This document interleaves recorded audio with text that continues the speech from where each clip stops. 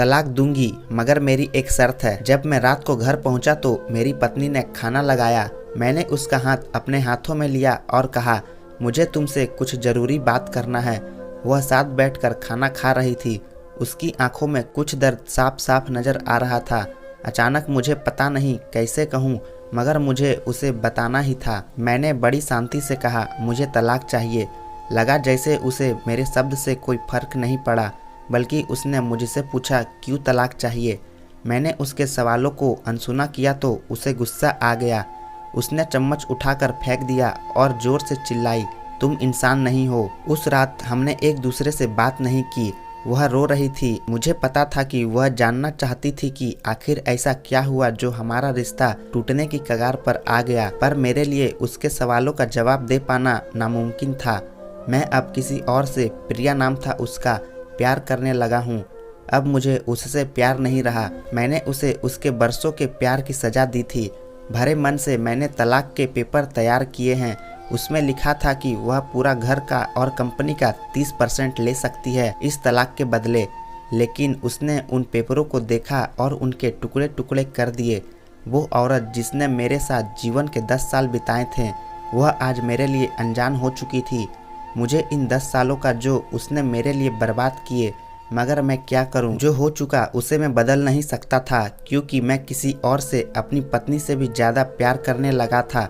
आखिरकार उसके सब्र का बांध टूट गया और वह फूट फूट कर मेरे सामने रोने लगी। मेरे लिए उसका रोना एक तरह से उसकी रिहाई की तरह ही था। तलाक की ये बात जो कई दिनों से मुझे परेशान कर रही थी, अब बिल्कुल साफ हो चुकी थी। अगले दिन मैं घर काफी लेट आया। मैंने देखा कि वह टेबल पर बैठकर कुछ लिख रही थी। मैंने शाम का खाना नहीं खाया था, लेकिन फिर भी मैं सीधे ऊपर जाकर अपने कमरे में सो गया, क्योंकि पूरा दिन प्रिया के साथ रहने और कई जगह घूमने के बाद थक गया था। वो शायद रात को उसी टेबल पर लिखते लिखते सो गई थी। उसने तलाक की शर्तें बताए। वह मुझसे कुछ भी लेना नहीं चाहती थी। उसे सिर्फ तलाक से 1 महीने पहले का समय चाहिए था।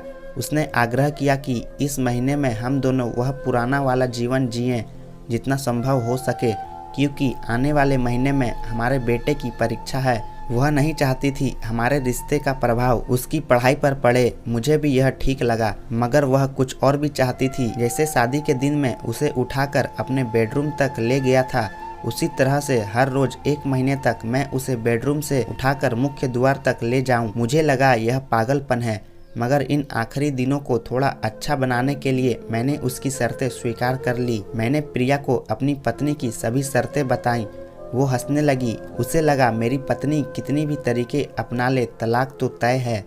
मेरी पत्नी और मैं किसी से भी इस दौरान नहीं मिले थे, लेकिन उस दिन जब मैंने उसे पहली बार उठाया और गेट तक ले गया तो हम दोनों काफी अजीब महसूस कर रहे थे। पीछे से हमारा बेटा भी खिलखिलाकर खुश हो रहा था। अगले दिन यह काम थोड़ा सामान्य और आसान हो गया।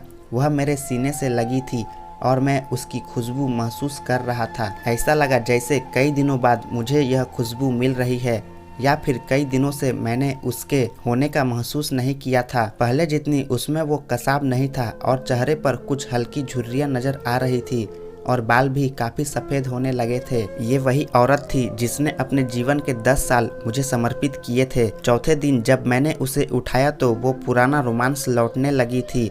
5वें और 8वें दिन वह पुराना प्यार भी जागने लगा। मैंने प्रिया को इस बारे में कुछ नहीं बताया था। अब उसे उठाना और आसान हो गया था। शायद हर रोज यह सब करने का मैं आदी हो गया था। एक दिन वह अपनी पसंद की साड़ी निकाल रही थी, लेकिन कुछ खास नहीं ढूंढ पाई। उसने सांस भरते हुए कहा कि उसके सारे कपड़े बड़े पड़ने लगे हैं। तब मुझे पता चला कि वह काफी दुबली हो गई है और इसीलिए मैं उसे आसानी से उठा पा रहा था। मेरे दिल को एक झटका सा लगा। उसने अपने दिल में काफी सारा दर्द छुपा रखा था। पता नहीं कैसे मैं आगे बढ़ा और उसके सिर को छू कर देखा। अचानक हमारा बेटा आया और बोला, पापा ये तो मम्मा को उठाकर बाहर ले जाने का समय हो गया है। उसके लिए अपने पापा द्वारा मम्मा को इस तरह उठाकर ले जाते हुए देखना जीवन का अभिन्न हिस्सा बन गया था। मेरी बीवी ने हमारे बच्चे को बुलाया और जोर से उसे गले लगा लिया। मैंने अपना चेहरा दूसरी तरफ कर लिया। मुझे लगा मैं अपना निर्णय न बदल दूं। मैंने अपनी पत्नी को रोज की तरह उठाया और बेडरूम से सिटिंग रूम लेते हुए हॉल तक लाया। उसने प्यार से अपने दोनों हाथ मेरे गर्दन के आसपास रख दिए। मैंने उसे जोर से पकड़ रखा था, बिल्कुल अपने सुहागरात की तरह, मगर उसका इतना कम वजन मुझे परेशान कर रहा था।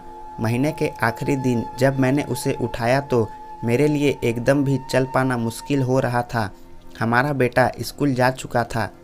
मैं अपनी कार में ऑफिस गया और कार से कूदकर बाहर आ गया, बिना कार को लॉक किए। मुझे डर था अब एक पल की भी देरी मेरा इरादा न बदल दे। मैं ऊपर गया, प्रिया ने दरवाज़ा खोला और मैंने उससे कहा, सॉरी प्रिया, अब मैं अपनी पत्नी से तलाक नहीं लेना चाहता। उसने मुझे देखा और मेरे सिर पर हाथ फेर कर कहा, तुम्हें बुखार तो नहीं है? मैंने उसका हाथ हटाया और कहा, सॉरी प्रिया, अब मुझे अपनी पत्नी से तलाक नहीं चाहिए। हमारी शादीशुदा जिंदगी शायद हम दोनों के ध्यान न देने से बोरिंग हो गई थी, लेकिन इसका यह कतई नहीं कि हम एक दूसरे से प्यार नहीं करते।